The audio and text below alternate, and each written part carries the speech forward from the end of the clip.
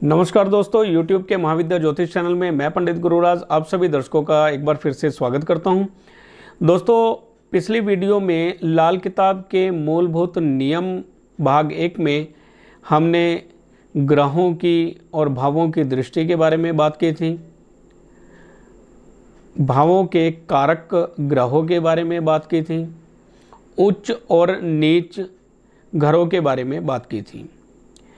आज हम लाल किताब ज्योतिष के मूलभूत नियम भाग 2 में आज हम बात करेंगे मित्र ग्रह, शत्रु ग्रह कौन से होते हैं, राशिफल के ग्रह और ग्रहफल के ग्रह कौन से होते हैं, किस खाने में होते हैं, और राशियों के ग्रहों के राशियां कौन कौन सी होती हैं या राशियों के कौन कौन से स्वामी होते हैं, इस विषय में। तो दोस्तों, सबसे पहले हम बात करते हैं किस राशि का कौन ग्रह स्वामी होता है या कौन से ग्रह किन किन राशियों के स्वामी होते हैं, इस विषय में। तो सबसे पहले हम बात करते हैं सूर्य ग्रह की। सूर्य सिंह राशि का स्वामी है और सूर्य क्योंकि पिता है, उसने अपने लिए एक ही घर रखा है, एक ही राशि रखी है, यानी सिंह राशि। सूर्य की राशि सिंह है। चंद्रमा माता है, उन्होंने भी एक ही घर रखा, यानी एक ही राशि रखी। चंद्र की राशि कर्क है। सूर्य की राशि सिंह है, एक बार फिर से समझ लें, सूर्य सिंह राशि के स्वामी हैं, चंद्रमा कर्क राशि के स्वामी हैं। मंगल को 2 राशियां दी गई, मेष और वृश्चिक। बुध को भी 2 राशियां मिली, मिथुन और कन्या। बृहस्पति को भी 2 राशियां मिली, धनु और मीन। शुक्र को भी 2 राशियां मिली, वृषभ और तुला। शनि को भी 2 राशियां मिली, मकर और कुंभ। परंतु सूर्य और चंद्रमा ने एक एक ही राशि रखी, यानी सूर्य देव ने सिंह राशि को अपनाया और चंद्रमा देव ने कर्क राशि को अपना घर समझा या अपना घर बनाया। यानी सूर्य और चंद्रमा ने एक एक घर लिया और अपने सभी पुत्रों को या अन्य ग्रहों को उन्होंने 2-2 राशियां प्रदान की। तो राशियों के बारे में आप समझ गए होंगे, एक बार फिर से समझ लें। सूर्य की राशि सिंह है, चंद्र की राशि कर्क है, मंगल की राशि मेष और वृश्चिक है, बुध की राशि मिथुन और कन्या है, बृहस्पति की राशि धनु और मीन है, शुक्र की राशि वृषभ और तुला है, शनि की राशि मकर और कुंभ है। राहु केतु की अपनी कोई राशि नहीं होती, मित्र राशि में बैठकर ये शुभ फल देते हैं और शत्रु राशि में बैठकर ये अशुभ फल देते हैं। यानी शनि और शुक्र बुध इन राशियों में ये शुभ फल देते हैं और शत्रु राशियां यानी कर्क में, सिंह में, वृश्चिक में, मेष में ये अशुभ फल देते हैं। तो हम जान चुके हैं कि राशियां कौन कौन सी हैं, किस ग्रह की कौन सी राशियां हैं। राहु बुध की राशि में हमेशा उच्च होते हैं और बृहस्पति की राशि में नीच होते हैं। केतु इनका उल्टा है, यानी केतु बुध की राशि में हमेशा नीच होते हैं और बृहस्पति की राशि में उच्च हो जाते हैं।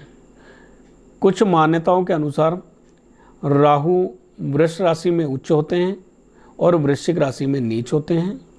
उसी प्रकार केतु वृष राशि में उच्च होते हैं और वृश्चिक राशि में नीच हो जाते हैं। तो ये थी राशियों की जानकारी। अब हम बात करेंगे ग्रह फल और राशिफल के बारे में। दोस्तों, जब कोई ग्रह अपनी स्वय राशि यानी अपनी जो पक्की राशि होती है उसकी अपनी स्वय राशि, जिस राशि का वह स्वामी है, उस राशि को छोड़कर या उच्च नीच की राशि को छोड़कर या अपने कारक घर को छोड़कर किसी अन्य घर में, अन्य राशि में बैठ जाए या अदला बदली करके राशियों की अदला बदली, जड़ अदला बदली करके बैठ जाए, तब वह ग्रह राशि फल का होगा। और यदि कोई ग्रह अपनी उच्च नीच राशि में बैठा हुआ है, या स्वै राशि में बैठा हुआ है, या कारक घर में बैठा है, अपने पक्के घर में बैठा है, कारक घर में बैठा है, तब वह ग्रह फल का होगा। अब एक बात जान लें कि राशि फल के ग्रह का हम उपाय कर सकते हैं। परमात्मा ने हमें एक छूट दी है कि राशि फल के ग्रह का उपाय आप कर सकते हैं, और राशि फल के ग्रह का उपाय करके आप अपने अनुकूल ग्रह को कर सकते हैं और अपने कष्टों से निवारण प्राप्त कर सकते हैं, उसका निवारण कर सकते हैं। परंतु यदि ग्रह फल का बैठा हुआ है, अपनी पक्की राशि में बैठा हुआ है, अपनी जो उसके लिए मुकर्रर की गई उच्च नीच राशियाँ उसमें बैठा हुआ है, या अपने कारक घर में बैठा है, तब वह ग्रह फल का होगा, और उसका कोई भी इलाज मानव शक्ति के दायरे में नहीं होगा, यानी कोई भी मानव उसका हल नहीं कर सकता। उसका फल हमें भुगतना ही होगा, और परमात्मा ने उस फल को अपने हाथ में रखा हुआ है। यानी सारी ताकत परमात्मा ने मनुष्य को नहीं दी, ज्योतिषियों को नहीं दी कि आप किसी भी ग्रह का हल उपाय करके इंसान को बरी कर दें। भगवान ने कुछ चीज़ें अपने हाथ में भी रखी हैं, और जो चीज़ें उन्होंने अपने हाथ में रखी हैं वह ग्रह फल के ग्रह होंगे। यानी ग्रह फल के ग्रह का उपाय मानव शक्ति के अधीन नहीं है। राशि फल के ग्रह का हम उपाय कर सकते हैं, ऐसा लाल किताब में बताया गया है। राशि फल के जो ग्रह हैं उनका उपाय हम कर सकते हैं। तो हम जानते हैं कि कौन सा ग्रह किस भाव में राशि फल का है और किस भाव में वह ग्रह फल का है, जानते हैं इसके बारे में। आप स्क्रीन पे भी देख सकते हैं, उसका मैंने चार्ट बना दिया है, और मैं बताने की भी कोशिश करूंगा कि कौन सा ग्रह किस राशि में राशि फल का है और किस घर में ग्रह फल का है। तो सबसे पहले हम बात करते हैं पहले भाव की। पहले भाव लगन भाव में राहु राशि फल का है और मंगल ग्रह फल का है। यानी पहले भाव में हम राहु का उपाय कर सकते हैं। राशि फल का ग्रह होने की वजह से राहु का लगन में बहुत बढ़िया तरीके से हम उपाय कर सकते हैं और उसके बुरे फलों से बच सकते हैं। परंतु यदि मंगल लगन में बैठा हुआ है तो अपने पक्के घर में होने की वजह से, अपने स्वै राशि में होने की वजह से उसका कोई भी उपाय हम नहीं कर सकते हैं। तो मंगल ग्रह फल का होगा लगन में। दूसरे भाव की बात करते हैं। दूसरे भाव में राहु और केतु ग्रह फल के होंगे। दूसरे भाव में राहु और केतु ग्रह फल के होंगे। अतः राहु और केतु का दूसरे भाव में कोई उपाय संभव नहीं है, उनका स्थानांतरण करना मुश्किल है। उसके फल को, स्वभाव को बदला जा सकता है कुछ उपाय करके, लेकिन उसके किसी तरह से उसका स्थान परिवर्तन वगैरह नहीं किया जा सकता।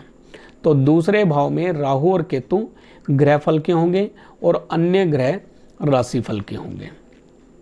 तीसरे भाव में शनिदेव, तीसरे भाव में शनिदेव राशि फल के होंगे और शनिदेव ही धन की स्थिति के लिए यहाँ पर ग्रह फल के होंगे।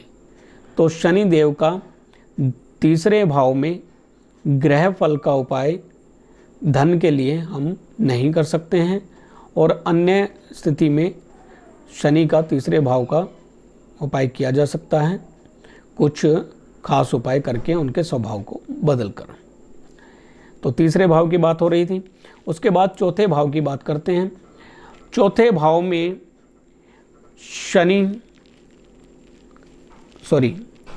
चौथे भाव में मंगल शुक्र केतु, मंगल शुक्र केतु राशि फल के होंगे। चौथे भाव में मंगल शुक्र केतु राशि फल के होंगे और चंद्रमा यहाँ पर ग्रह फल के होंगे, क्योंकि चंद्रमा चौथे भाव के कारक भी हैं और स्वामी भी हैं। तो चौथे भाव में चंद्रमा का कोई भी उपाय नहीं किया जा सकता, और वैसे भी चंद्रमा चौथे भाव में स्वग्रही होकर, कारक होकर शुभ होते हैं तो वहाँ पर उनका कोई उपाय नहीं किया जाएगा। परंतु यदि चौथे भाव में मंगल, शुक्र या केतु बैठे हैं तो उनका उपाय किया जा सकता है। पांचवें भाव में राशिफल का ग्रह सूर्य और बृहस्पति, सूर्य और बृहस्पति पांचवें भाव में ग्रह फल के ग्रह होंगे। एक बार फिर से समझ लें, पांचवें भाव में सूर्य और बृहस्पति ग्रह फल के होंगे और अन्य सभी ग्रह राशिफल के होंगे। यानी पंचम भाव में सूर्य बृहस्पति को छोड़कर कोई भी ग्रह अगर बैठा होगा तो उसका उपाय किया जा सकता है। सूर्य और बृहस्पति का पांचवें भाव में कोई भी उपाय नहीं होगा। छठे भाव में सूर्य, बृहस्पति, मंगल व शनि, छठे भाव में सूर्य, बृहस्पति, मंगल व शनि राशिफल के होंगे। एक बार फिर से सुन लें, छठे भाव में सूर्य, बृहस्पति, मंगल व शनि राशिफल के होंगे, अतः इनका यहाँ पर उपाय किया जा सकता है। परंतु बुध और केतु छठे भाव में ग्रह फल के होंगे और छठे भाव में बुध केतु का कोई भी उपाय संभव नहीं है। इसी प्रकार सातवें भाव में राहु, बृहस्पति, सूर्य और चंद्रमा, फिर से सुन ले, सातवें भाव में राहु, बृहस्पति, सूर्य और चंद्रमा राशिफल के होंगे और शुक्र ग्रह फल के ग्रह होंगे। यानी सातवें भाव में शुक्र का कोई भी उपाय संभव नहीं है। बाकी सूर्य, बृहस्पति, मंगल और राहु, सातवें भाव में राहु, बृहस्पति, सूर्य और चंद्रमा, राहु, बृहस्पति, सूर्य और चंद्रमा, सातवें भाव में राहु, बृहस्पति, सूर्य और चंद्रमा का उपाय किया जा सकता है और शुक्र का कोई भी उपाय संभव नहीं होगा सातवें भाव में। आठवें भाव की बात करते हैं। आठवें भाव में चंद्रमा राशिफल का होगा, यानी आठवें भाव में चंद्रमा का उपाय किया जा सकता है। परंतु मंगल आठवें भाव में ग्रह फल के होंगे, अतः आठवें भाव में मंगल का उपाय उनका स्थानांतरण कर नहीं किया जा सकता। मंगल का उपाय अष्टम भाव में ही किया जाएगा। आठवें भाव में चंद्रमा राशिफल के हैं, अतः राशिफल का उपाय हो सकता है चंद्रमा का। परंतु मंगल अष्टम भाव में ग्रह फल के हैं, अतः आठवें भाव के मंगल का उपाय करने के लिए अन्य विधि का प्रयोग किया जाएगा। मंगल को स्थानांतरित नहीं किया जा सकता, या कहें कि आठवें भाव के पक्के स्वामी होने की वजह से मंगल का उपाय संभव नहीं होगा। नवम भाव में शनि व बुध राशिफल के होंगे। नवम भाव में शनि व बुध राशिफल के होंगे और बृहस्पति ग्रह फल के होंगे। नौवें भाव के कारक ग्रह होकर, स्वामी होकर बृहस्पति का उपाय संभव नहीं होगा। परंतु नौवें भाव में यदि शनि बुध बैठे हुए हैं तो उनका उपाय किया जा सकता है। दसम भाव में बुध केतु राशिफल के होंगे, शनि ग्रह फल के होंगे। बुध केतु दसम भाव में राशिफल के होंगे, अतः इनका उपाय संभव है। शनि दसम भाव के स्वामी हैं, अतः शनि का उपाय नहीं किया जा सकता। 11वें भाव में बृहस्पति राशिफल के होंगे और शनि ग्रह फल के होंगे। 12वें भाव में बृहस्पति राशिफल के होंगे, यानी बृहस्पति का उपाय किया जा सकता है 11वें भाव में, और शनि ग्रह फल के होंगे तो शनि का 11वें भाव में उपाय नहीं किया जा सकता। 12वें भाव में बुध राशिफल के होंगे।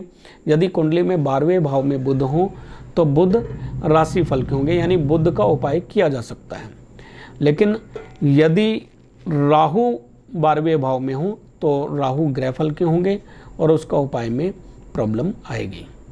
तो यह थी ग्रह फल और राशिफल की बात। अब हम बात करेंगे कुछ खास विषय पर, यानी हम बात करते हैं मित्र और शत्रु के बारे में।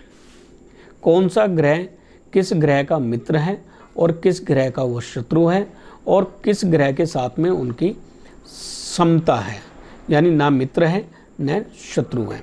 तो सबसे पहले हम बात करेंगे सूर्य ग्रह की।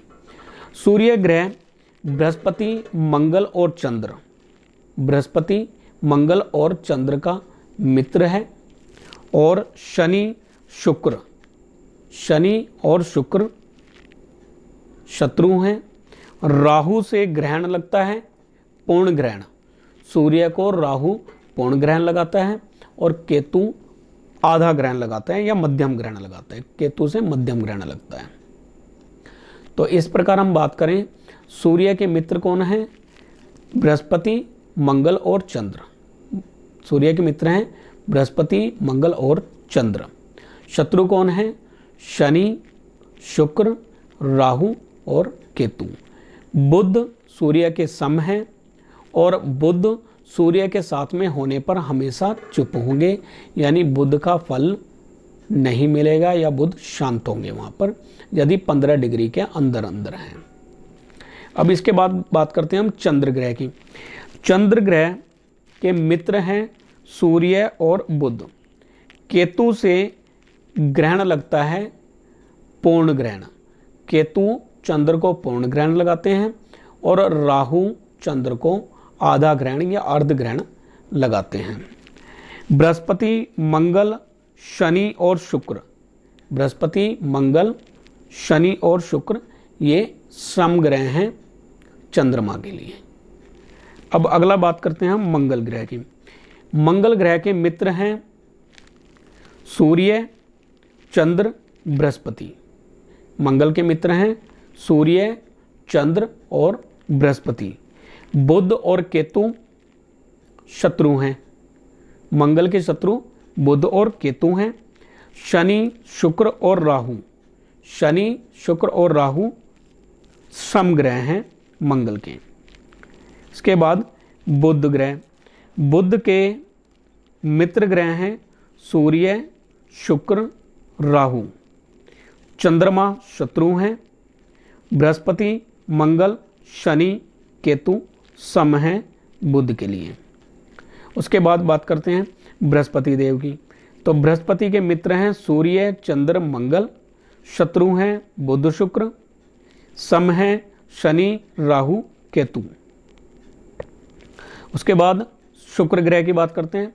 शुक्र ग्रह बुध शनि केतु मित्र हैं। सूर्य चंद्र राहु शत्रु हैं। मंगल बृहस्पति सम हैं शुक्र ग्रह के लिए। शनि ग्रह की बात करते हैं। शनि के मित्र हैं बुध शुक्र राहु।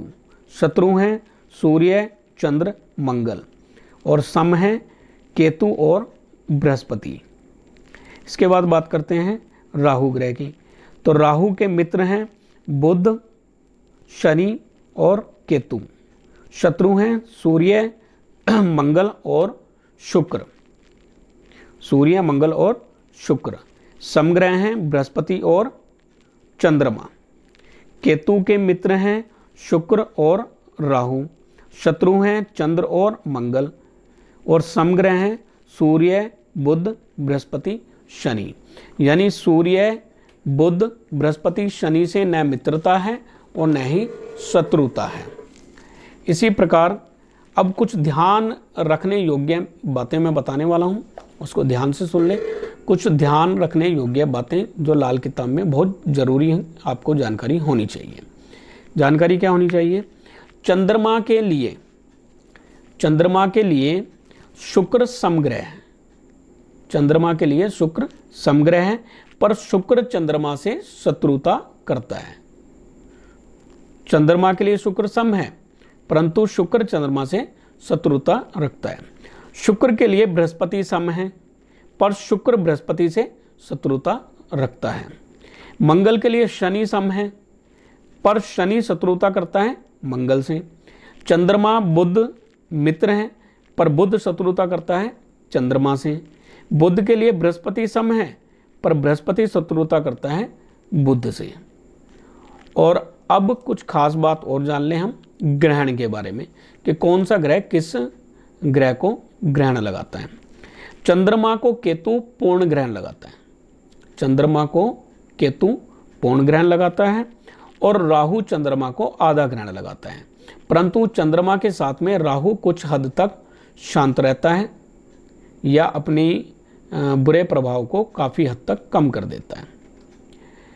चंद्र को केतु पूर्ण ग्रहण लगाता है और राहु आधा ग्रहण लगाता है। सूर्य को राहु पूर्ण ग्रहण लगाता है, सूर्य को राहु पूर्ण ग्रहण लगाता है और केतु आधा ग्रहण लगाता है। 12वें भाव में राहु, 12वें भाव में राहु के साथ यदि बृहस्पति हो तो बृहस्पति चुप रहेंगे। 12वें भाव में बृहस्पति का कोई भी फल नहीं मिलेगा यदि राहु के साथ में बृहस्पति बैठे हैं 12वें भाव में। उसी प्रकार दूसरे भाव में राहु चुप रहेंगे बृहस्पति के डर से, दूसरे भाव में राहु चुप रहेंगे बृहस्पति के डर से। उसी प्रकार सूर्य के साथ में बुध होने पर यदि 15 डिग्री के अंतर में, कम अंतर में अगर सूर्य के साथ बुध बैठे हुए हैं तो बुध यहाँ पर शांत रहेंगे, चुप रहेंगे। तो ये जानकारी थी आज की ग्रहों की मित्र शत्रुता के बारे में और ग्रहों के ग्रहफल और राशिफल के विषय में और साथ ही स्वामी ग्रहों के बारे में। तो अब बात करेंगे हम मनसूई ग्रह के बारे में। मनसूई ग्रह का मतलब होता है जब दो ग्रह आपस में मिलते हैं तो वो किसी तीसरे ग्रह का आकार ले लेते हैं या तीसरे ग्रह का फल देने लग जाते हैं। अब आज हम बात करेंगे इस विषय में। तो सूर्य जो पक्का ग्रह है सूर्य है और मनसूई ग्रह, सूर्य के मनसूई ग्रह हैं बुध और शुक्र। बुध और शुक्र सूर्य के मनसूई ग्रह हैं। उसी प्रकार चंद्रमा के मनसूई ग्रह सूर्य और बृहस्पति हैं। मंगल शुभ के मनसूई ग्रह सूर्य और बुध हैं। यदि कुंडली में सूर्य बुध इकट्ठा बैठे हुए हों तो मंगल शुभ होगा। उसी प्रकार यदि सूर्य और शनि जन्म कुंडली में इकट्ठा बैठे हों तो मंगल बद होगा, यानी उस कुंडली में मंगल का स्वभाव अशुभ होगा, प्रभाव खराब होगा और सूर्य शनि इकट्ठा होकर मंगल बद का प्रभाव देंगे। इसी प्रकार बुध, बृहस्पति और राहु यदि इकट्ठा बैठे हुए हों या बृहस्पति राहु दोनों मिलकर बुध का आकार ले लेते हैं या बुध के मनसूई ग्रह होंगे बृहस्पति और राहु। वैसे भी आप देखें पीले और नीले रंग को मिलाकर हरा रंग बनता है, यानी बुध बनता है। तो बुध के मनसूई ग्रह कौन हुए? बृहस्पति और राहु। उसी प्रकार बृहस्पति के मनसूई ग्रह हैं सूर्य प्लस शुक्र। सूर्य और शुक्र मिलकर बृहस्पति का फल देते हैं। उसी प्रकार शुक्र के मनसूई ग्रह होंगे राहु केतु, यानी शुक्र में दो ग्रह चलते हैं राहु और केतु। राहु केतु को मिलाकर एक ग्रह बनता है शुक्र। शनि अगर केतु जैसा हो, शनि यदि शुभ हो केतु जैसा हो तो शुक्र और बृहस्पति मिलकर शनि केतु स्वभाव का असर देता है। यदि शनि का राहु जैसा स्वभाव देखना हो तो मंगल और बुध, यदि कुंडली में मंगल और बुध इकट्ठा है तब शनि का राहु जैसा प्रभाव होगा, यानी अशुभ प्रभाव होगा। इसी प्रकार यदि राहु उच्च का देखना हो, राहु उच्च का मनसूई ग्रह मंगल प्लस शनि, मंगल शनि आपस में अगर मिल जाएं या आपकी कुंडली में मंगल शनि इकट्ठा हो तो राहु उच्च का प्रभाव होगा। उसी प्रकार यदि सूर्य शनि इकट्ठा हो मनसूई ग्रह, यानी राहु नीच का मनसूई ग्रह होंगे सूर्य और शनि। यदि सूर्य शनि आपकी कुंडली में बैठे हुए हैं तो राहु नीच प्रभाव देगा और मंगल बद होगा उस कुंडली में। इसी प्रकार केतु उच्च, शुक्र और शनि यदि इकट्ठा बैठे हुए हैं, शुक्र शनि इकट्ठा बैठे हैं तो केतु उच्च का प्रभाव होगा। और यदि चंद्र शनि इकट्ठा बैठे हुए हैं तो केतु नीच का प्रभाव होगा, यानी केतु बुरे प्रभाव का होगा यदि चंद्र शनि कुंडली में इकट्ठा बैठे हुए हैं। यानी केतु नीच के मनसूई ग्रह होंगे चंद्र और शनि। तो ये बनावटी ग्रहों को भी हमें समझ लेना चाहिए, मनसूई ग्रहों को समझ लेना चाहिए लाल किताब की प्रेडिक्शन करते हुए और उनके उपाय करते हुए। अब मैं आपको एक उदाहरण दूंगा।